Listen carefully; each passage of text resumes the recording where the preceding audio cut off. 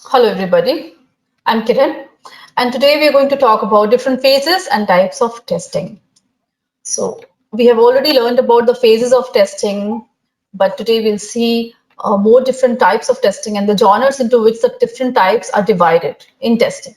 So let's begin. So levels of testing we have seen that it begins with unit testing, then we have integration and system and UAT. So unit testing is performed by developers, and after that, the code is integrated together and sent to the QA environment for performing integration and system testing, which is then further transferred to the UAT environment where the UAT testing happens, and then there is production release. But today, let's focus on some terminologies and different types of testing. So for that, let's do one thing. Let's go to a diagram which will help us understand this better. So looking into this diagram, the three different genres into which the testing has been divided is functional, non-functional and maintenance. Now, if you can look at my screen, this is functional testing. These are all non-functional testing and these are maintenance testing. So if we go back and remember the phases of testing, which is unit, integration, system, and UAT. So we have to check that where these testing type lie in this division of the genres. So if we talk about functional testing, you can see that unit testing, which is the first phase of testing, is a functional testing. Similarly, integration testing, which is the second phase of testing, is also a functional testing. Third is system testing. So we cannot see any term as in system testing here in this list. So let's hold on for now. Fourth phase, which is UAT testing, is again here. Okay. So out of all the four phases, three testing phase lie into the functional genre of testing. Now, here, all the non-functional type of testing and the remaining functional type of testing, they are system testings. Okay, so 3A and 3B. So it's very much understandable now that, okay, the first phase of testing, which is unit testing, is a kind of functional. The second, integration, is also a functional. The third, system, can be either functional or non-functional testing. And fourth, UAT, user acceptance testing, is also functional. And fifth, which is maintenance, the last phase, if you remember, was maintenance, is again a different genre altogether. So which is maintenance. Now, regression testing is a part, an activity which is performed as a part of the integration and system testing together. So that is a different terminology altogether. So it is very important to understand this diagram. It's a very good diagram to understand what are the phases and what are the different terms and terminologies which we are using on a daily basis as testers. Okay. Now, so for that, let's go back and understand a few more terms, which is regression, retesting, smoke, sanity. So going back to the slide, first of all, let's understand what is a smoke testing. Yeah. So smoke by definition means build verification testing. That means whenever a testing team gets a build to test, they must make sure that all the important functionalities are working fine. Only then they should accept the build for further testing.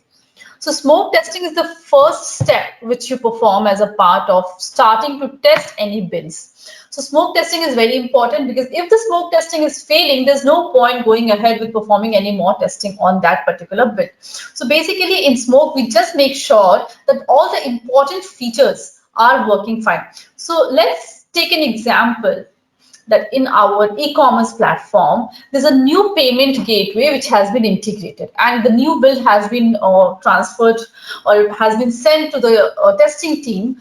Now, the testing team needs to make sure that that particular new payment gateway is working fine or not. The payment is possible using that payment gateway or not. If that particular feature itself is not working, there's no point performing any further sanity testing on that particular build. So we'll reject the build, the smoke is rejected. and then there is a fix again, and then it comes back to the testing team with the fixes, and then again we have to perform the smoke and make sure if the smoke is passing, then only we'll go ahead with the sanity testing. So smoke is a build verification testing, and sanity is end-to-end testing. We have to perform in-depth testing of all the features working in that particular build. So let's move forward. Here is the definition. So to ascertain the critical functionalities, yes, that's why we do smoke testing. Sanity is after receiving the smoke passed bill, we'll perform sanity to check all the minor changes in the functionality. We have to go in depth with all the features and everything we have to test properly while we're doing sanity testing over any build. Now let's understand a very important term in testing, which is regression testing. The term regression is used very frequently with testers. Let's say there is a change in the code. This change can be a result of a new fix or a new change in the code, addition of something in the code, or some customer requirements. So there can be different reasons why there is a code change. So if there has been a code change, we have to make sure that the already running code is working fine. So regression testing is a testing which is performed to make sure that the new change has not affected the already running software. Something was working perfectly fine, something new has come. We have to make sure that this new thing is not affecting the already running software. So if I again try to create a diagram and show it to you, let's say we had some 2 lines of code, and a developer had to, and these 2 lines of code were working perfectly fine, and developer had to add 1 more line of code. So after integrating this 1 more line of the code, we have to make sure that all 3 lines of code are working perfectly fine. That's called regression testing. Coming back. So these are the reasons why regression testing needs to be performed. So there are different ways by which we can do regression. We can either retest all, or retest only a section, or we can prioritize the test cases based on which we want to do the regression. Different tools, Selenium and all, QTP, all these are regression testing, very popular regression testing tools. Very important. Difference between regression and retesting. It's a widely asked questions that what is retesting and what is regression testing. So retesting will be performed only when there is a defect fix. So it's very easy to understand. Whenever there is a defect fix, we have to do a retesting.